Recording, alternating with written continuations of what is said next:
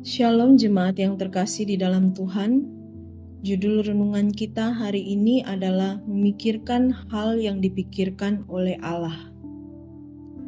Bagian firman Tuhan yang akan melandasi renungan kita bersama terambil dari Matius pasal 16 ayat 23 terjemahan baru yang berbunyi demikian. Maka Yesus berpaling dan berkata kepada Petrus, "Enyahlah iblis, engkau suatu batu sandungan bagiku, sebab engkau bukan memikirkan apa yang dipikirkan Allah, melainkan apa yang dipikirkan manusia."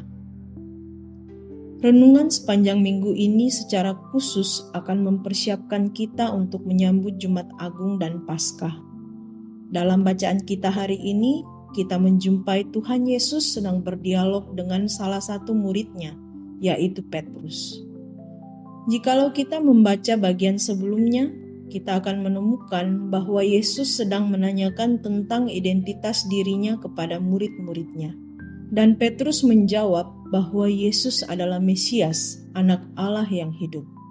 Dan Yesus memujinya.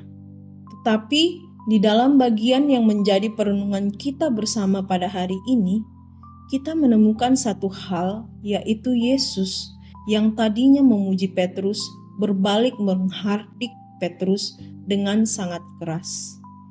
Yesus yang tadinya berkata, "Berbahagialah engkau Simon bin Yunus, sebab bukan manusia yang menyatakan itu kepadamu, melainkan Bapa-Ku yang di surga." Dari perkataan Yesus ini kita mengetahui bahwa Petrus mengatakan hal itu bukan dari dirinya sendiri. Bapa telah beranugerah dalam diri Petrus sehingga Petrus mampu berkata bahwa Yesus adalah Mesias, Anak Allah yang hidup. Tetapi tidak lama setelah mendapat pujian dari Yesus dan Yesus memberitakan tentang penderitaan yang sedang menantinya, Petrus dengan spontan berkata, "Tuhan, kiranya Allah menjauhkan hal itu. Hal itu sekali-kali takkan menimpa engkau." Dan Yesus langsung berkata, "Enyahlah iblis, engkau suatu batu sandungan bagiku." Pujian yang diterima oleh Petrus berbalik menjadi sebuah hardikan oleh karena Petrus tidak memikirkan apa yang dipikirkan oleh Allah, melainkan dia hanya memikirkan apa yang dipikirkan oleh manusia. Mungkin Petrus mengalami kebingungan pada saat Yesus berkata demikian. Bukankah guru agungnya telah memujinya akan hikmat yang diberikan oleh Bapa sehingga dia mampu berkata bahwa Yesus adalah anak Allah?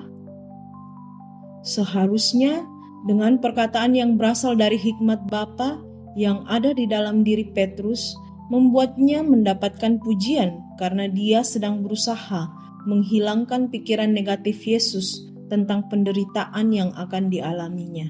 Guru agung menyebutnya sebagai iblis. Memangnya apa yang ada dalam pikiran Allah? Apakah Allah menginginkan anaknya menderita?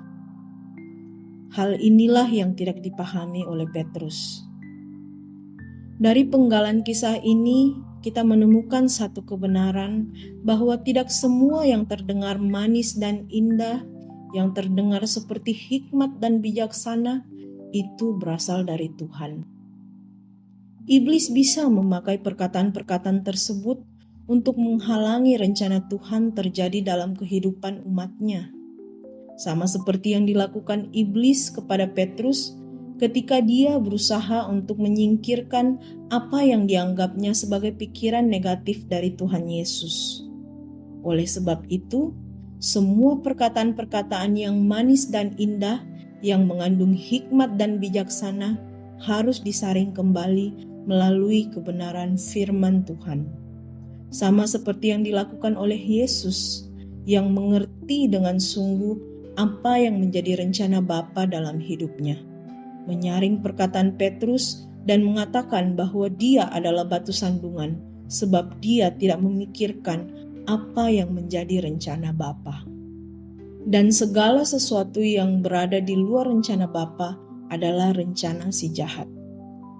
Oleh sebab itu, mari kita terus mendekat kepada Bapa dan firman-Nya agar kita sungguh mengerti dan memahami apa yang dipikirkan dan direncanakan oleh Allah dalam hidup kita, sehingga kita dapat memiliki kepekaan terhadap rencananya dalam hidup kita, dan kita dapat mengabaikan setiap hal yang tidak sesuai dengan rencananya.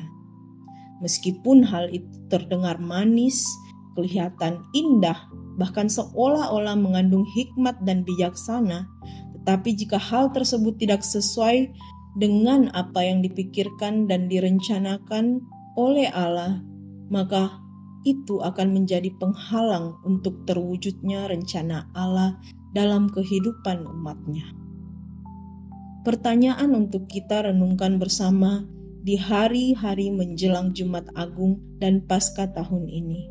Apakah Anda memiliki kepekaan untuk membedakan antara apa yang menjadi rancangan Allah dalam hidup Anda dan apa yang menjadi bisikan hati yang dapat membuat Anda tidak berjalan dalam rancangannya? Seberapa sering kita diperhadapkan dengan pertimbangan-pertimbangan tersebut dan kita tetap memilih untuk berada dalam rancangannya? Demikianlah renungan kita bersama pada hari ini. Kiranya kita boleh bertumbuh setiap hari di dalam Tuhan.